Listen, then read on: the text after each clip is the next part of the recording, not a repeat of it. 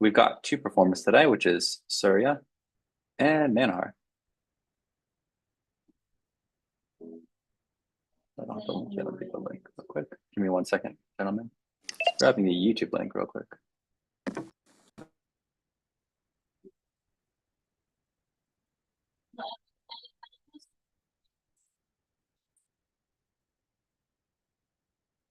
All right, sorry, don't forget to turn on your video.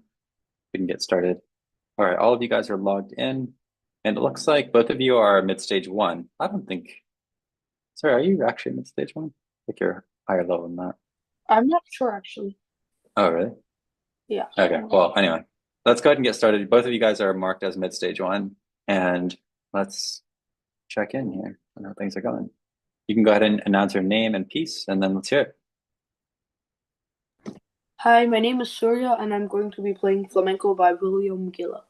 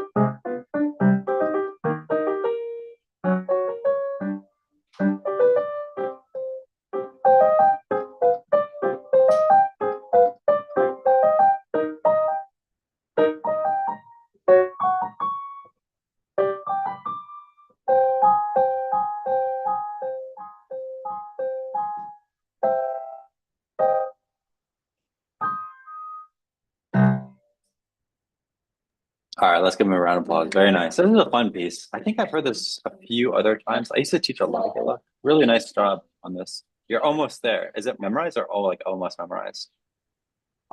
Not yet memorized. Not yet memorized. I could probably play it from memory, but today I didn't play from memory. I see.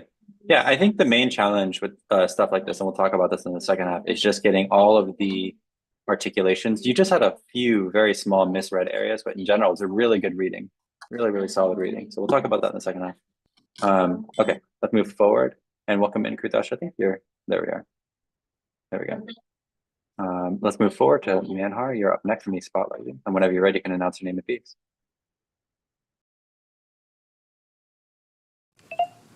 Hello, my name is Manhart. Today I'll be playing Daydream by Christina Urquelian. Yeah.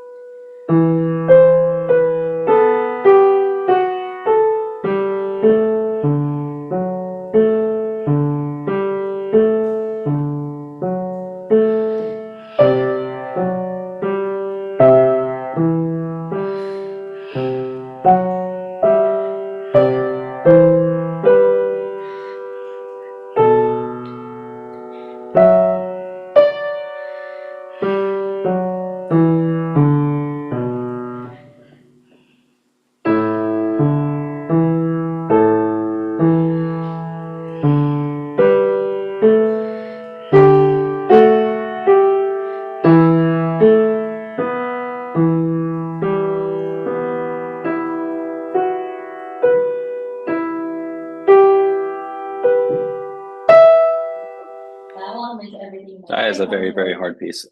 Really, really well handled. Considering this is introductory performance seminar. Well done. Let's clap it up for him.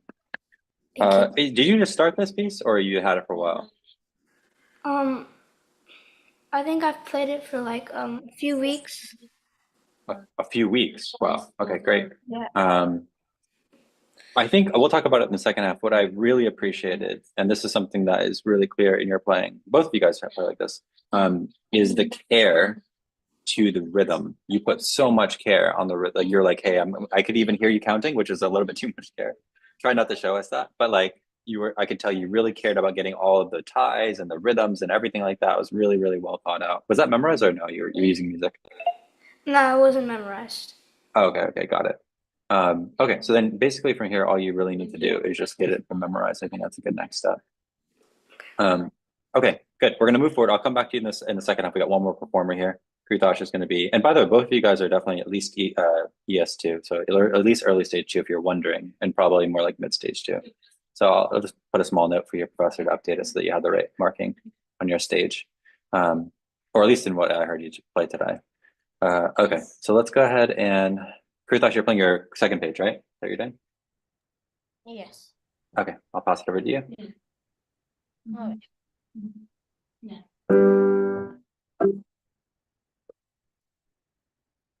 This is long. Oh wait, Kritosh, I think your original sound is on. Oh wait, now it's on.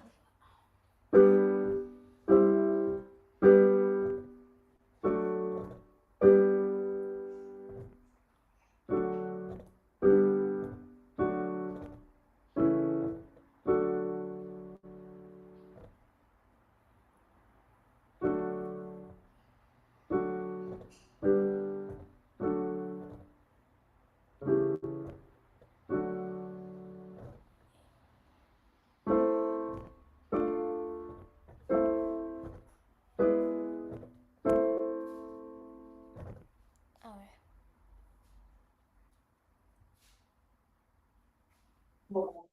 You got one more are you gonna do your email? No, I don't know that completely yet. Okay. All right, let's top it over from him. Okay, so you still got your one more to go. Yeah, and we'll talk about this as well in just a moment. But one thing you want to be careful of is you didn't actually ever play D minor. So this right here, right? You didn't play it. You played D major twice. Oh, okay. So just be careful when you're reading. Those are kind of important. Okay, we'll come back to it in just a moment. All right, so let's go back over to Surya. Now, Surya, I want to ask you something about the actual piece that you're playing. Since this is a performance seminar, let's talk about it from a performance perspective. What is the form of the piece? Do you know? Have you ever like analyzed this with Dr. Justin, gone through it? Wait, what do you mean by analyze? So for example, in some pieces, we have something called like a binary form where it'll be like an A and then a B. Like a common binary form that you would think of as like bagpipes that happens in level 0 or something like that. It's very common to see A, B. Then you also have ternary form. You can also have rounded binary form. And I don't think it's too early to talk about those kind of things with you because you guys are pretty sharp. Do you recognize that there are patterns that come back in the piece? Yeah, like melodic patterns. Yeah, like what? What specifically? Um, the first page, then, I mean, first 4 lines of the first page, and then from measure 39 to the end of the piece. Those. Measure 39 to the end of the piece. Oh, I see what you're saying. You're matching those two. Very good. That's very observant. Excellent. And measure 39 to the end of the piece, does it have any differentiating factors? Like, is this exactly the same as the first part? No, not exactly. The second to last and third to last lines, they just keep moving up 1 octave and doesn't incorporate one specific. Good. Yeah, that's really smart to think that way. Okay, exactly. So what do we call this? I like to call it just a sandwich, but you get the idea here. Yeah. And if you want to be extra clever, you can just put that little thing there. So you have A, you have B, and then you have A prime. Does that make sense to all of you guys? How this is A, B here? And let's go through and mark it because obviously Surya knows this pretty well. But I want you guys all try the A part real quick. And obviously Surya knows it. So Surya, can you play this opening for us, the A theme? Okay. The C minor? Yeah. Wait, I'll put my volume up. I'll turn on virtual set. Oh, wait. Already. I think it's on. Right, so this is kind of, that's good, that's funny. So it's kind of like this Spanish kind of sound, like this tango, or but it's not in 3/8, so it's kind of like a Spanish waltz sound, very intense. And then all of a sudden, oh yeah, flamenco here. There you go, perfect. I didn't even see the name of the piece. And then in the second part, can you give this to us, this part here? It says a little bit slower, and what do we have here? Can you play this for us, this part a bit slower? Wait, oh,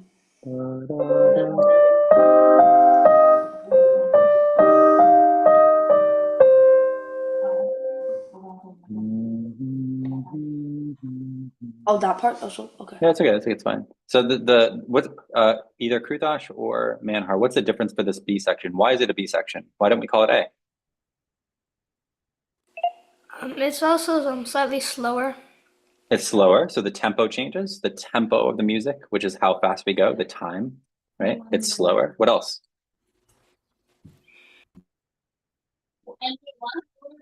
Make sure you back. I think maybe even Surya knows, right? But look at this. I'll give you a hint. Look at things that are not notes, not rhythms.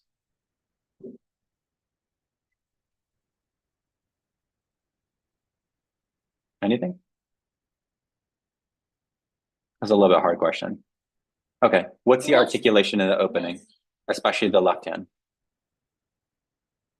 On the left hand is staccato. Yeah, staccato with these accents. So it's like really crisp left hand. What's the articulation in the right hand and in general the left hand here? Yeah, it's played legato and yes. Yes. So when composers are trying to make a B section clearly different, they utilize these types of things like articulation, tempo, and all of these elements work together, dynamics, and they work all together to create a new character. So Surya, in your own words, how would you describe the character of this B section? Like the feeling or the music? It's kind of like a reflection, and then it just goes back to how normal. Did you say reflections? Something like that. Yeah, exactly. It's more serene, it's more sweet, right? It's more lyrical. Good, good. Try to build up your vocabulary and how you discuss and talk about music. The better you can get at describing your music, you'll become very, very good at music that way. Because part of becoming really good at music is knowing how to explain to yourself like what you're doing. So try to build up that vocabulary over time. That'd be really smart for you to do that. And then what happens? Kritash or Manhar, what happens in 39? It's similar to the A section at the beginning. Yeah. Why did I call it A prime instead of A? Why didn't I just call it A?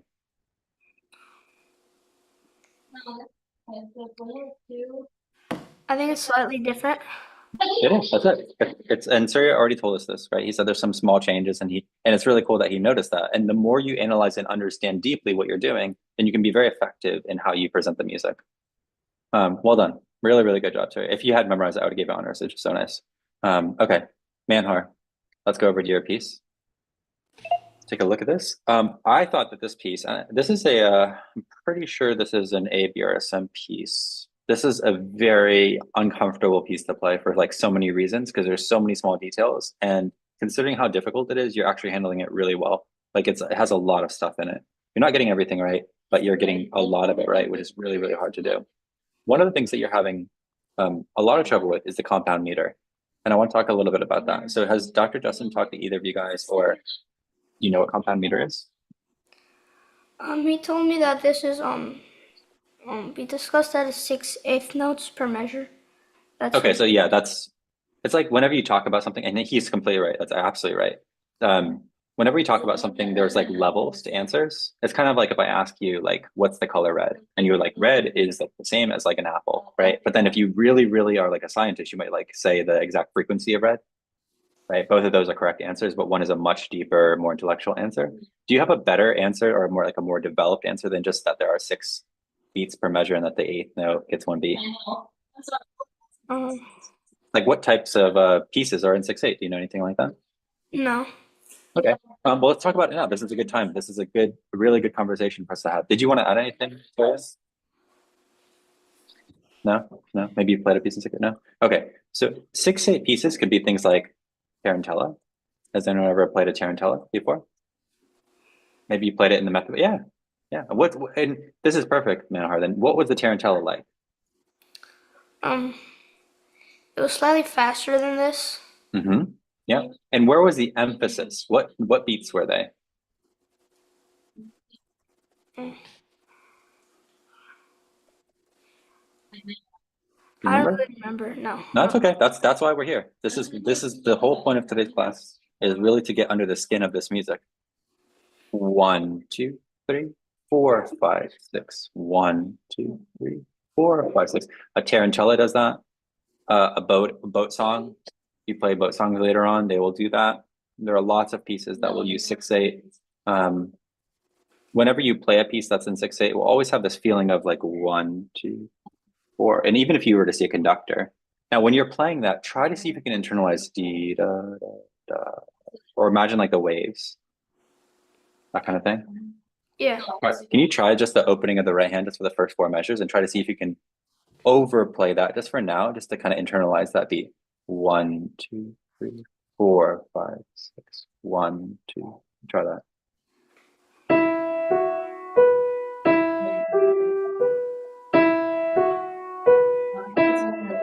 Great. And instead of using your body, because I like that you're doing that, by the way, but it's not necessary. Can you just drop your wrists so it's da da dum, ba, dum, dum. Use the weight of your arm and your wrist to create enough of an accent. We don't need that much of an accent.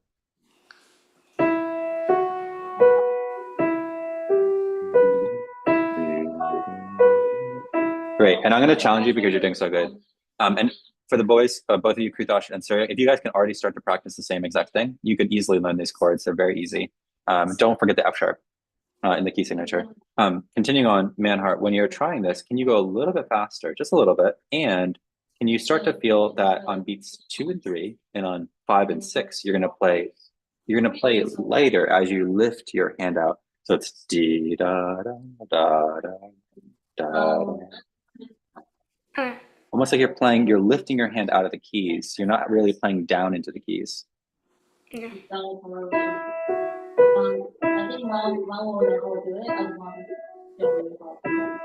Yeah, so when you play, it should almost feel like your arm is in water. Do you feel that way? Yeah, a little bit, yeah. A little bit. Can you start to do it a couple more times and just get really confident with that feeling? Good. Okay, now when the left hand comes in, it's just a color. It's just like it's filling the space to make it feel less empty. Can we just add in the left hand and try to make it very almost like somebody singing, like singing from the E to the V.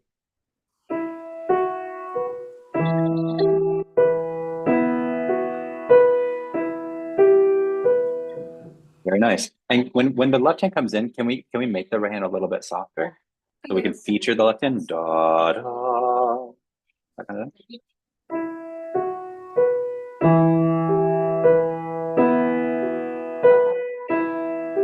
Very good. Are you using the pedal at all? No. Can we just use a little bit? Don't go all the way down with the pedal, but just go down halfway. And when you change your pedal, can you change the pedal every single time your wrist drops in the right hand? Just like that. That would be really nice if you can. If you can't get that, that's also okay. I'm asking a lot of you right now.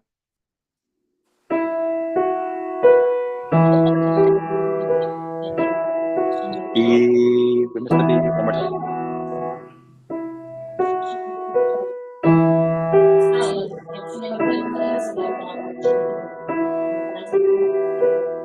Yeah, it's starting to come to life. And the cool thing about music is that it's taking on a whole scene. Like you're kind of building a whole story here. Like we don't know what's happening, but it seems like we're in the water somewhere. And there's some person singing here. Okay, and you can make up whatever story makes you excited about things. One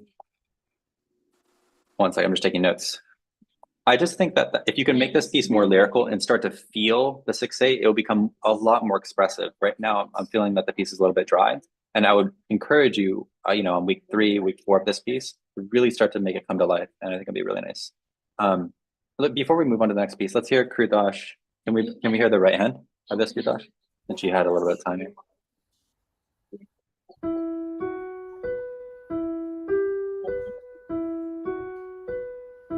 Excellent. Good, good. And Sarah, did you also get that? Sorry. Yeah. Did you get the right hand? Go for it.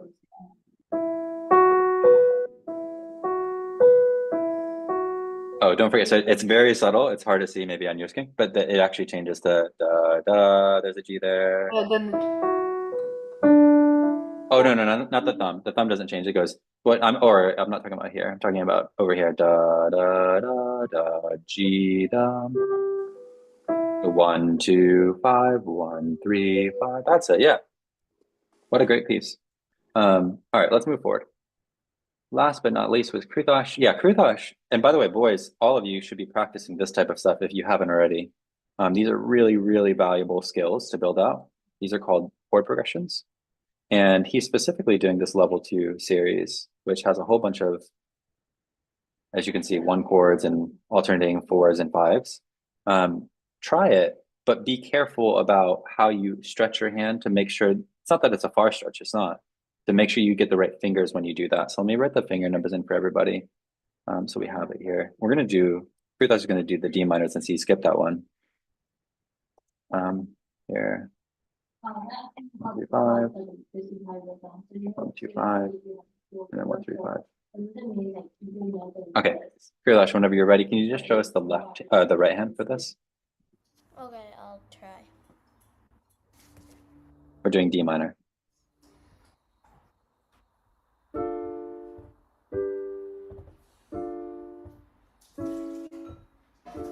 Okay, it's getting much better. Can we double check? Remember, whenever we're doing anything with progressions, the first thing we want to do is make sure our hand is in the correct position. What is the second thing that we do before we start? Check the key signature. And did you do that? No. Okay, so you didn't do that. So let's do that. Okay, the key signature. There's one flat. Okay, so here we go. Let's try to play it again.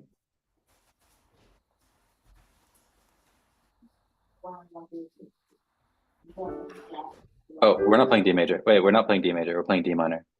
Now you got off track. Where does the flat come? Okay. So the first thing you want to do is you want to find your position. So first, before we start, there's no F sharp. So can you put your third finger on F natural? Okay. Okay, great. And then, yes. And the name of this is B flat. And if you look, there's a B flat right there. So whenever we play that note or any note that falls on that line or the space below will be B flat instead of B natural. Currently you're playing B natural because you haven't checked.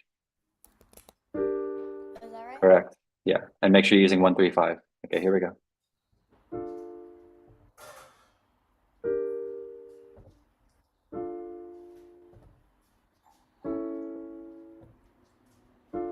And then just to double check, because I couldn't see, when you played this A major chord, did you play with 1 2 5 or did you play with something else? I played with 1 3 and 5. Okay, so again, just what we talked about previously, you always want to make sure you're aware of the finger numbers. The finger numbers are pretty important. It's the first thing we want to check, that when we are positioning our hand, that we're positioning it correctly. All right, let's see if, I know you guys haven't done this before, Surya or Manhar, but can you try? Can you try to see if you can get it? Just read it. Either one of, well, let's have Manhar go first, then Surya you can go second. Sure. If you can't get it, it's okay.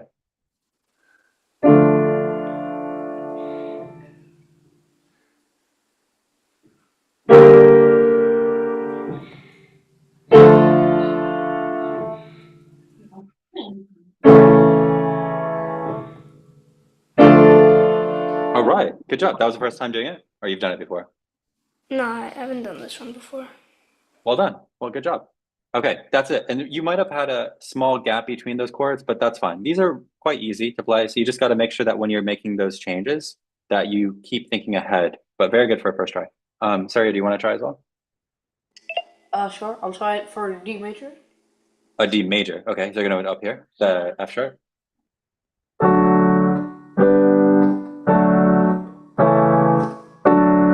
Okay, yeah, that D major is very easy. Good.